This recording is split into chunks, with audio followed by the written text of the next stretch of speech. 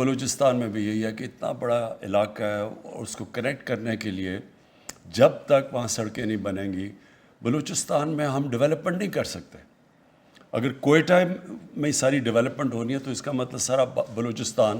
جو 40% پاکستان کی زمین کا حصہ ہے وہ تو کبھی آگے آ ہی نہیں سکتا، اور اس کی بہت بڑی وجہ یہ ہے کہ یہ ڈیولپ آج تک نہیں ہوا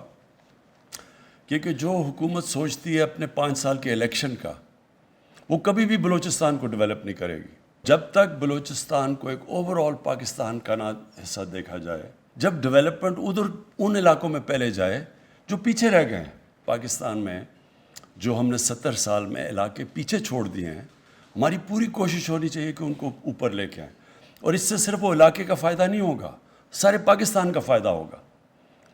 اور وہ تب سوچ آئے گی جب پاکستان میں لانگ ٹرم پلاننگ ہوگی۔ میری جو پوری توجہ ہے بلوچستان پہ وہ اس لیے ہے کہ اتنے بڑے فاصلے ہیں وہاں، اور جب تک وہاں کنیکٹیوٹی نہیں ہوگی، ڈیولپمنٹ نہیں ہوگی، تو اس لیے بلوچستان میں سڑکیں سارے پاکستان میں سب سے زیادہ ضروری ہیں۔ وہ بلوچستان کی بھی ڈیولپمنٹ ہوگی اور پھر پاکستان کی بھی ڈیولپمنٹ ہوگی۔ ہماری پوری کوشش ہے کہ یہ ہمارے جب 5 سال کمپلیٹ ہوں تو جو ہم پھر اپنا سکور کارڈ دکھائیں، تو میری صرف کوشش یہ ہوگی کہ